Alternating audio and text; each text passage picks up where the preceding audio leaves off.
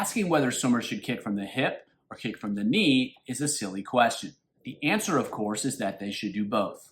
Let's find out why, and let's find out how. Hi everyone, Andrew here, helping you help your swimmers get faster. This is a quick fire controversy where we tackle a controversial topic in swimming skill, and I let you know what the deal is. If there's a particular topic that you want covered, drop it in the comments below. Bent knee kick, straight knee kick. Kick from the knees, kick from the hips. What's the deal? What's the answer?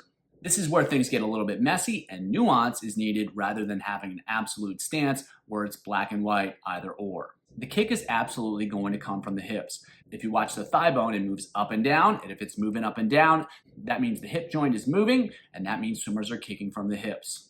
And this hip motion is what leads the kick. Of course, swimmers do bend the knee, and that is relevant, and bending the knee allows swimmers to snap the foot through and get more propulsion out of each kick. If you watch good kicking, what you'll see is that the leg rises up straight coming from the hip, the upper leg reverses, and that drives the knee down, and that's when the knee bends, and then the thigh keeps going down, and then the foot is whipped through and it snaps through in order to finish the kick. Kick from the knees, the foot's just going to move up and down, and you're not going to get that whipping action. Kick from the hips, and that foot is never going to snap through either. In order to create a ton of propulsion, in order to optimize the kick, you need both. Now, for swimmers that can't feel that, they can't execute both kicks, in many cases, they're struggling to kick from the hip, and they're only kicking from the knee. So by having swimmers kick with relatively straight legs, it forces swimmers to kick from the hip, and you can use that strategy as a tool, but not as an effective kicking technique.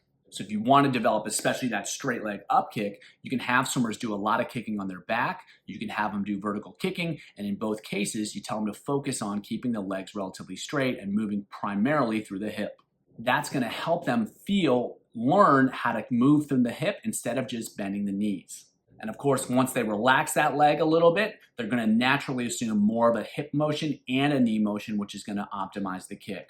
On the other hand, sometimes you have swimmers that have really rigid legs and they're kicking almost exclusively from the hips. In this case, we're going to take almost the opposite approach. For those swimmers, it's going to feel like they're really bending the knees a lot.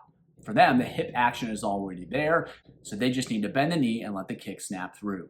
Another simple strategy is using drag socks. If swimmers just kick from the knees, they're not going to go anywhere. And if they just kick from the hips, they're not going to go anywhere. So using drag socks is a really effective strategy for helping swimmers learn that whip and kick action without having to think about it too much. If you want to learn more about how flutter kicking works and to see it in action, check out this video here.